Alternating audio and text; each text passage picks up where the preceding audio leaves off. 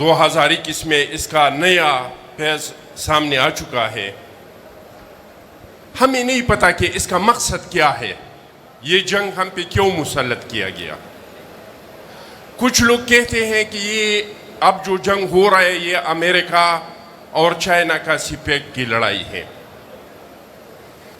کچھ لوگ کہہ رہے ہیں کہ یہ ڈالروں کی لڑائی ہے. کچھ لوگ کہہ رہے ہیں کہ اس میں اسٹیبلشمنٹ کا ہاتھ ہے. کچھ لوگ کہہ رہے ہیں کہ اس میں پنجاب کا ہاتھ ہے. مقاصد اس کا جو بھی ہے وہ ہمیں نہیں پتا. ہمیں دو چیزوں کا پتہ ہے. سب سے پہلا یہ کہ یہ جنگ جو ہم پہ مسلط ہوا ہے یہ اس ریاست کے غلط پالیسیوں کی وجہ سے ہم پہ یہ جنگ مسلط ہوا ہے. دوسرا, ہم یہ جانتے ہیں کہ یہ ایک اس طرح کا جنگ ہے کہ نہ یہ دہشت گردی ہے.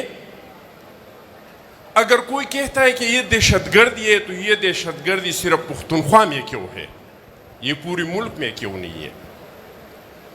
کچھ لوگ کہہ رہے ہیں کہ یہ جنگ ہے, تو جنگ تو فریقین کے درمیان ہوتا ہے. یوکرین میں لڑائی ہے, اس میں یوکرین کے لوگ بھی مرتے ہیں, رشیا کے لوگ بھی مرتے ہیں. فلسطین میں لڑائی ہے, وہاں پہ غزہ کے لوگ بھی شہید ہوتے ہیں, لیکن کچھ نہ کچھ اسرائیل کے لوگ بھی مرتے ہیں. یہ جنگ نہیں, اس کو ہم سمجھتے ہیں کہ یہ نسل کشی ہے. اس جنگ میں جو لوگ مرتے ہیں اس کے نام جو بھی ہیں, چاہے وہ فوجی کے نام سے مرتے ہیں, پولیس کے نام سے مرتے ہیں, ملک کے نام سے مرتے ہیں, صحافی کے نام سے مرتے ہیں, سیاسی کے نام سے مرتے ہیں. ایک چیز اس میں مشترک ہے اور وہ یہ ہے کہ یہ پختون ہے.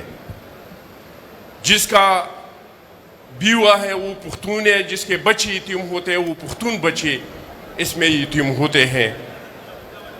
اور اس کے ساتھ ساتھ ہم ایک چیز اور سمجھ گئے ہیں کہ یہ پختون کے جو نسل کشی ہو رہی ہے اس میں مفادات تو کچھ اور لوگوں کے ہو سکتے ہیں, کیونکہ ایک باجوڑی کے مارنے پر, ایک نوشیرہ کے بندے کو مارنے پر اس کا کیا مفاد ہو سکتا ہے.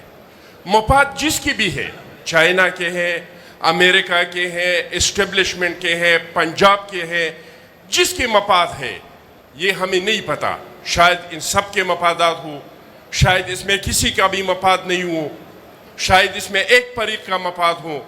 لیکن ہم یہ بات سمجھ گئے ہیں کہ ہمیں جتنے لوگ ہمارے مر گئے وہ اپنے ہاتھوں ہمارے پختونوں نے مارے ہیں, باہر سے کوئی بندہ نہیں آیا. اگر ہمارے باجوڑ کا کوئی بندہ شہید ہوا ہے تو اس کو باجوڑ کے بندے نے مارا ہے. اگر مومن کا کوئی بندہ شہید ہوا ہے تو اس کو مومن کے بندے نے مارا ہے, باہر سے کوئی آیا نہیں. اب میں حل کی طرف آ رہا ہوں. ہم سمجھتے ہیں کہ یہ 3 کام اگر ہو جائے, جس کے لیے ہم نے 2021 سے کوشش کیا, جس کے لیے ہم نے دھرنی دی, جس کے لیے ہم نے امن پاسون کی, جس کے لیے ہم نے شہادت دی, لیکن ہم سے نہیں ہو سکا. وہ 3 کام, سب سے پہلا کام یہ کہ یہ حکومت, یہ ریاست اپنے اندرونی اور بیرونی پالیسیوں کو درست کرے. ہم سمجھتے ہیں کہ جب تک ہماری ریاست اپنے اندرونی اور بیرونی پالیسیوں کو درست نہیں کریں گے ہمارے خطے میں امن نہیں آ سکتا ہے, کیونکہ یہ بدامنی ان کی غلط پالیسیوں کی وجہ سے ہے. نمبر 1. دوسرا, ہمارا مطالبہ یہ ہے کہ اس دہشت گردی کے خاتمے کے لیے اس پشاور میں ہماری پوری ریاست نے, ہماری پوری ملک نے, ہماری پوری قوموں نے ایک پلان بنایا تھا جس کا نام تھا نیشنل ایکشن پلان, جس پہ بنانے کے بعد ابھی تک عمل درآمد نہیں ہوا ہے. ہم سمجھتے ہیں کہ جب تک نیشنل ایکشن پلان پہ مکمل طور پہ عمل درآمد نہیں ہوگا ہمارے خطے میں امن نہیں آ سکتے ان کے تمام شقوں پہ.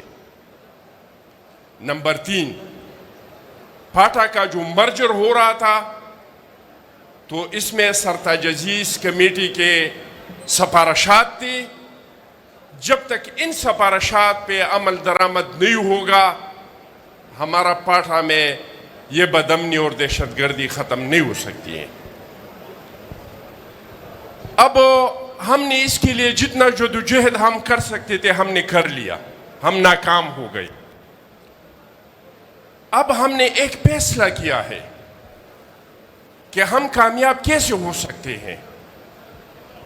ہم کہتے ہیں کہ جب تک ہم اپنے منتخب پختونخوا کے اور خصوصاً قبائلی علاقوں کے منتخب نمائندوں پہ عوامی پریشر نہیں ڈالیں گے کہ وہ اس کو اپنا مقدمہ نمبر 1 سمجھے۔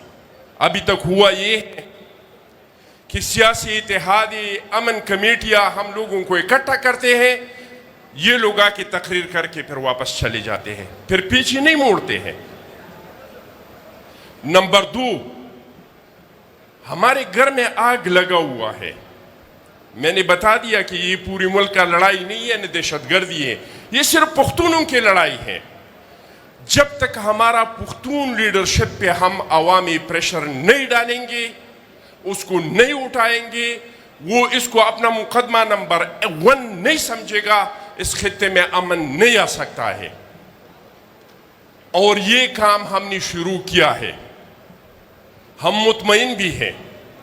باچا خان مرکز میں جو جرگہ ہوا تھا، اس میں ہماری تمام سیاسی پارٹیوں میں، جس میں ہر پارٹی کا صوبائی صدر شامل ہے، ان کا ایک کمیٹی بنی ہے۔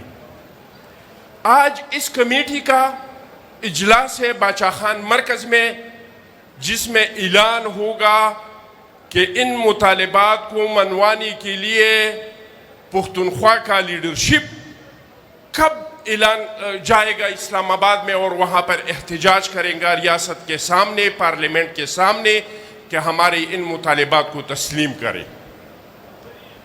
تو ہمارا تو پہلا خواہش یہی ہے، پہلا مطالبہ بھی یہی ہے۔ میں یہ نہیں کہہ رہا ہوں کہ ہمارے پختون لیڈرشپ نے اس کے لیے کچھ نہیں کیا ہے، میں یہ نہیں کہہ رہا ہوں کہ سیاسی پارٹیوں نے کچھ نہیں کیا ہے، میں یہ نہیں کہہ رہا ہوں کہ ہمارے پارلیمنٹیرین نے کچھ نہیں کیا ہے، لیکن ہر ایک نے علیحدہ کوشش کیا ہے۔ ہم سمجھتے ہیں کہ یہ علیحدہ کوشش کرنے سے نہیں ہوگا۔ اگر یہ کرنا ہے تو پختونخوا کی جتنے پارلیمنٹیرین ہے کراس دی بورڈ، اس کا تعلق جس پارٹی سے بھی ہے، وہ ایم پی اے، ایم این اے ہے، سینیٹر ہے، بس 2 منٹ بھائی، اس کو ایک پیج پہ آنا پڑے گا۔ میں سمجھتا ہوں کہ تمام سیاسی پارٹیوں نے جدوجہد کیا ہے، لیکن اگر واقعی یہ لوگ ہمارے ساتھ مخلص ہیں تو ان کو ایک پیج پہ آنا پڑے گا، یہ جدوجہد ایک پلیٹ فارم سے کرنا پڑے گا۔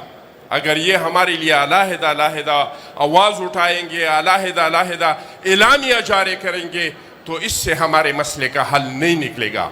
کسی نہ کسی ٹائم پہ یہ سارے ایک میز پہ بیٹھ جاتے ہیں۔ آپ نے دیکھ لیا سینٹ کے الیکشن میں، وہ لوگ جو کہہ رہے تھے کہ ہم ہاتھ نہیں ملائیں گے، ہم مل کے نہیں بیٹھیں گے، ہم مل کے نہیں چلیں گے، اپنے مفاد کی خاطر آ کے بیٹھ گئی کہ نہیں بیٹھے؟ تو اگر اپنے مفاد کے لیے آپ لوگ بیٹھ سکتے ہیں تو ہمارے امن کے لیے کیوں نہیں بیٹھ سکتے ہیں؟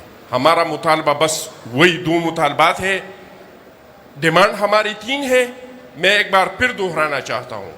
نمبر 1 یہ کہ ریاست اپنا درونی بیرونی پالیسی کو درست کرے، دوسرا یہ کہ نیشنل ایکشن پلان پہ عمل کرے، تیسرا ہمارا یہ کہ سرتاج عزیز کمیٹی کے سفارشات پہ عمل کرے، اور راستہ ہمارا یہ ہے کہ تمام پارلیمنٹیرین پختونخوا اکٹھے ہو جائیں، اس ملک کی جتنی مرکزی اور صوبائی قیادت ہے وہ اکٹھے ہمارے ساتھ مل کے جدوجہد کرے، اور اگر خدا نخواستہ جو کہ ہم بہت پر امید ہے کہ آج باچا خان مرکز سے اعلان ہوگا کہ ہم امن مارچ کس تاریخ کو کر رہے ہیں، لیکن اگر ایسا نہیں ہوا تو پھر ہمیں سیاسی پارٹیوں کی ضرورت نہیں ہے، ہم قبائل اپنا خود کمیٹی بنائیں گے اور خود اپنے لیے جدوجہد کریں گے۔ بہت بہت مہربانی۔